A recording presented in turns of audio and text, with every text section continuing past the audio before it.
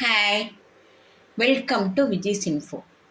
இன்றைக்கி நம்ம மரவள்ளி கிழங்கு சும்மா வேக வச்சியோ பொரிச்சியோ வேறு மாதிரி சாப்பிட்ருப்போம். இதை வச்சு நம்ம இப்போ ஒரு பேன் கேக் செய்யலாம். நல்ல டேஸ்ட்டாக இருக்கும்.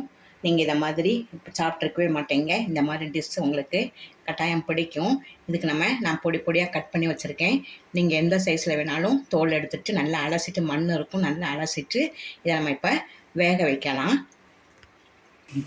இப்போ ஒரு இட்லி பாத்திரம் தண்ணி வச்சுருக்கேன், நல்லா கொதிச்சிருச்சு. இதுக்கு மேலே நம்ம இந்த கிழங்கை வச்சு வேக வச்சிடலாம்.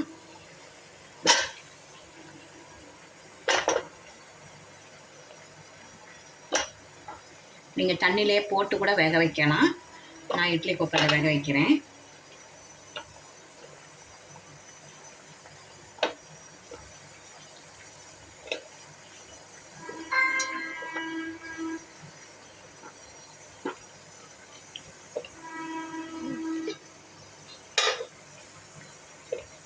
மூடி போட்டு ஒரு 10 நிமிஷம் நல்லா வேகட்டும். கிழங்கு ஒரு 10 நிமிஷம் நல்லா வேக வச்சாச்சு. ஃப்ரெஷ்ஷு கிழங்காக இருந்தால் சீக்கிரம் வெந்துடும். இது கொஞ்சம் பழைய கிழங்கு போல இருக்குது. ஒரு 10 நிமிஷத்துக்கு மேலே ஆயிடுச்சு.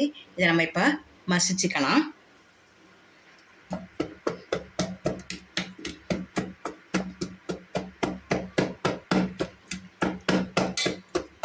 நல்லா நைஸாக மசிச்சுக்கலாம். நல்லா மசிச்சு பாருங்க, நல்லா செமையாக மசிச்சாச்சு. இப்போ நம்ம இதில் கொஞ்சமாக கார்ன்ஃப்ளவர் சேர்ப்போம். பைண்டிங்காக கொஞ்சம் கார்ன்ஃப்ளவர் சேர்த்துக்கலாம்.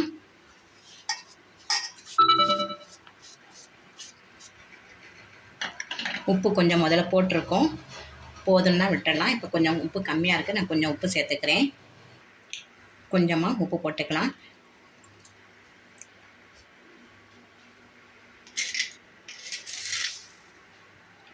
ஒரு 1/4 ஸ்பூன் சர்க்கரை சேர்த்துக்கலாம், நல்லாயிருக்கும். நல்லா கெட்டியாக சப்பாத்தி மாவு பதத்துக்கு பிசைஞ்சுக்குவோம்.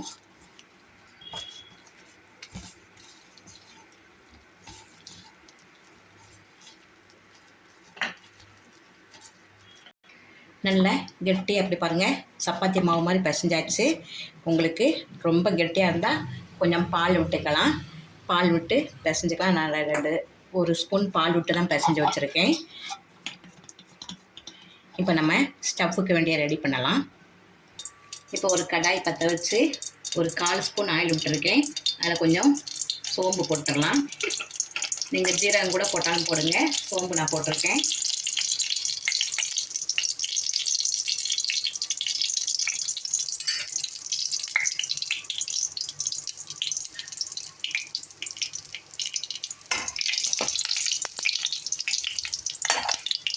இதிலேயே ஆனியன், நல்ல ஒரு பெரிய ஆனியன் கட் பண்ணி வச்சுருக்கேன் பொடியாக, அதை போட்டுடலாம்.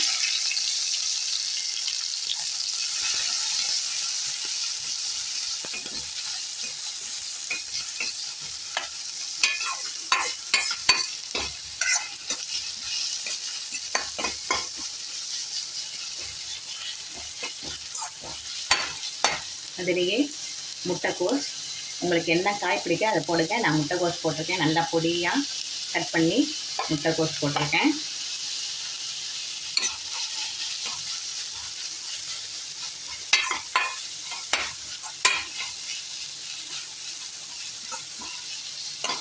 இது ரொம்பலாம் வேக வேண்டாம், நல்ல கிரன்ச்சியாக தான் இருந்தாலும் நல்லாயிருக்கும். ஒரு 2 நிமிஷம் நல்லா வேக வச்சா போதும்.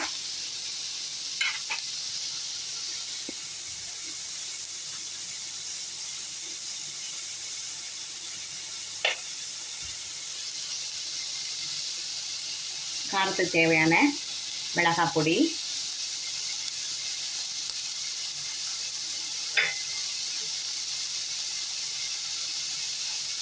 கொஞ்சமாக மஞ்சள் தூள்,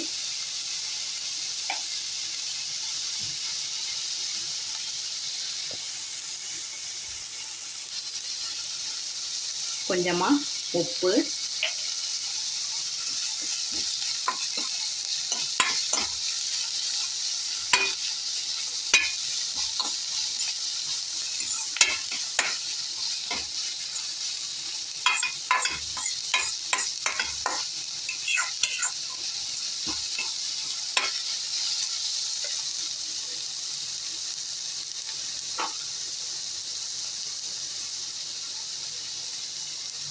சில்லி ஃப்ளேக்ஸ் கொஞ்சம்,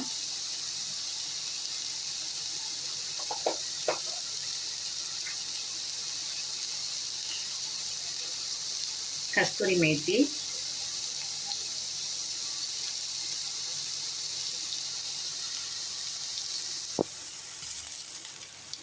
இந்த அளவு வெந்தால் போதும், ரொம்ப வேக வேண்டாம். கொஞ்சமாக பன்னீர் கட் பண்ணி வச்சுருக்கேன், அதையும் சேர்த்துடலாம்.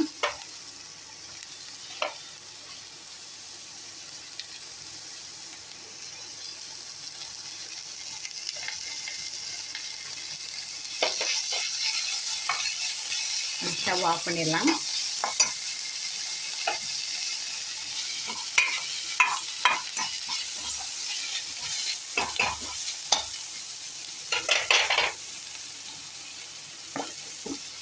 இப்போ கொஞ்சமாக சோயா சாஸ் விட்டுக்கலாம்.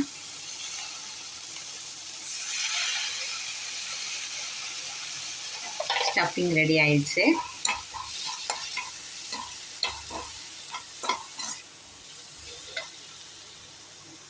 இப்போ நம்ம நல்லா மசித்த மாவை எடுத்து இப்படி நல்லா கனமாக தட்டி அடுப்பில் 2 பக்கம் நல்லா வேக வச்சிடும். வெந்துடும், கிழங்கு தானே, நல்லா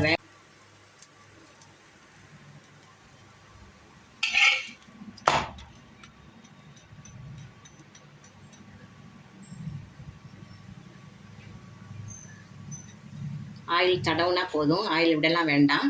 சும்மா கல்ல தடவை மட்டும்தான் செஞ்சுருக்கேன், ஆயில் விடவே இல்லை.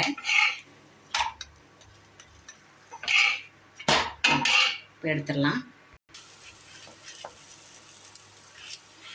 இன்னொரு மாவு எடுத்து இப்படி நல்லா பெருசாகவே எடுங்க.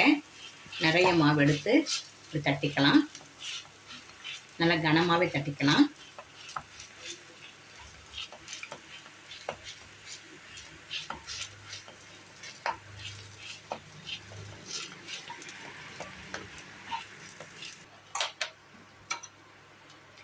நல்லா 2 பக்கமும் நல்லா வேக வச்சு எடுத்துட்டா சூப்பரான மரவள்ளி பேன் கேக் ரெடி ஆயிரும். நல்லா ஹெவியாக இருக்கும். நல்ல காலை பிரேக்ஃபாஸ்ட்டுக்கு, ஈவினிங் நைட்டுன்னு சாப்பிட்டிங்கன்னா உங்களுக்கு நல்லா ஃபில்லிங்காக இருக்கும். வேறு எதுவுமே நீங்கள் சாப்பிட வேண்டாம். ஸ்டஃப் உங்களுக்கு என்ன இஷ்டமோ அதை நீங்கள் வச்சுக்கலாம். நல்லா ஒரு ஸ்டஃப்பு செஞ்சு வச்சுருக்கோம் இல்லையா, அதை இப்போ இந்த இதில் கொஞ்சமாக கீறி உள்ளே ஸ்டஃப் பண்ணிடலாம். நல்ல ஸ்பைசியான ஸ்டஃபிங் ரெடி ஆயிடுச்சு.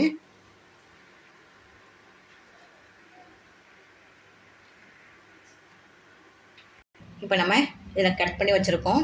இப்போ நம்ம இதில் கூட இப்படியே வச்சு மடக்கி வச்சுக்கலாம்.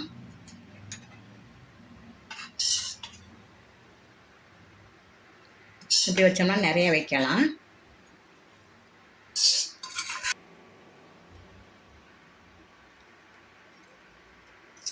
நல்ல ஸ்டஃபிங் இதில் நிறைய வச்சுக்கலாம். நிறைய வச்சுக்கிட்டு இப்படி க்ளோஸ் பண்ணி கூட நீங்கள் சாப்பிட்லாம், செமையாக இருக்கும். உங்களுக்கு என்ன இஷ்டமோ அப்படி செய்யுங்க.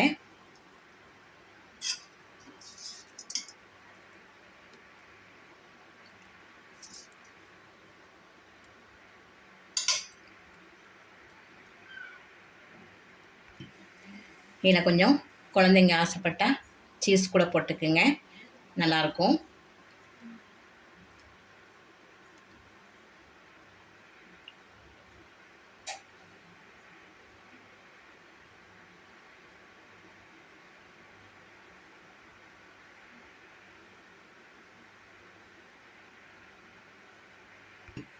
மரவள்ளி ஸ்டஃப்டு பேன் கேக் சூப்பராக ரெடி ஆச்சு பாருங்கள். நல்லா டேஸ்ட்டாக இருக்கும். இதை நீங்கள் ஸ்வீட்டில் கூட செய்யலாம். இந்த நம்ம மாவு இப்போ ப்ரிப்பேர் பண்ணோம்ல, அதில் கொஞ்சம் நாட்டு சக்கரை போட்டு கூட நீங்கள் பேன் கேக் ரெடி பண்ணலாம். உங்கள் இஷ்டத்துக்கு எதுனாலும் செய்யலாம். நல்லா மரவள்ளி கிழங்கு ரொம்ப நல்லது உடம்புக்கு. இந்த மாதிரி புதுசாக செஞ்சு பாருங்கள், நல்லா டேஸ்ட்டாக இருக்கும். இந்த ரெசிபி உங்களுக்கு கட்டாயமாக பிடிச்சிருக்கும். பிடிச்சிருந்தால் லைக் பண்ணுங்கள், ஷேர் பண்ணுங்கள், சப்ஸ்கிரைப் பண்ணுங்கள், பெல் ஐக்கானை தட்டி விடுங்க. மற்றும் ஒரு நல்ல ரெசிபியுடன் உங்களை சந்திக்கிறேன். பாய்.